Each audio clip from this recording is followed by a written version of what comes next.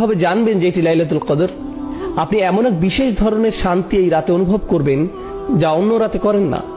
যখন নামাজে দাঁড়াবেন এমন এক প্রশান্তি অনুভব করবেন যে নামাজ ছাড়তে চাইবেন না। এমন শান্তি অন্য কোনো সময় অনুভব করেননি। সম্পূর্ণ অস্বাভাবিক এক আধ্যাত্মিক অভিজ্ঞতা যা আল্লাহ লাইলাতুল কদরের এই রাতে বিশ্বাসীদেরকে দান করেন।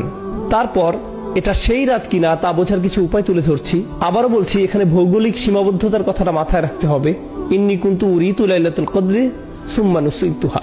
এই হাদিসে রাসূল সাল্লাল্লাহু আলাইহি ওয়াসাল্লাম বলেন, আমাকে লাইলাতুল কদর দেখানো হয়েছিল, পরে আবার আমাকে ভুলিয়ে দেওয়া হয়। ওয়াহিয়া ফিল আশরিল আওয়াখির, এর অবস্থান শেষ 10 রাতে। ওয়াহিয়া তালকাতু বালজাতুলা হাররা ওয়ালা বারিদা, বেশি গরম বা বেশি ঠান্ডা না। কানা ফিহা কামরান ইয়াফদাহু কাওয়াকিবুহা, যেন আলোকিত চাঁদ নক্ষত্রগুলোকে আড়াল করে আছে। এই রাতে শয়তান বের হতে পারে না। হাত্তা ইয়াখরুজু ফাজরুহা, অর্থাৎ ফজর পর্যন্ত কোনো শয়তান বের হতে পারে না।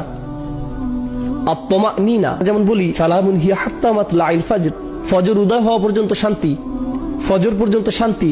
এর অর্থ হলো মানুষ এই রাতে অস্বাভাবিক শান্তি অনুভব করে। তারাবিতে যোগ দিলে দেখবেন এই রাতে কেউ বিরক্ত হয় না, কেউ হাত পা নেড়ে কোনো বিরক্তি প্রকাশ করে না, বাচ্চারাও দুষ্টামি করছে না। নিশ্চয়ই এর কোনো কারণ আছে। এরপর তিনি বলেন, লাইলাতুল কদর লাইলাতুন তালকা লা হাররা লা বারিদা তুসবিহু শামসু ইয়াওমাহা হামরা দাঈফা। কেউ কেউ বলেন নরম বাতাস প্রবাহিত হয়। This is রাওয়াহু ইবনু খুসাইমা ওয়া সাহাহাহু আলবানী। পরের দিন সূর্য কেমন জানি লাল বর্ণ ধারণ করে।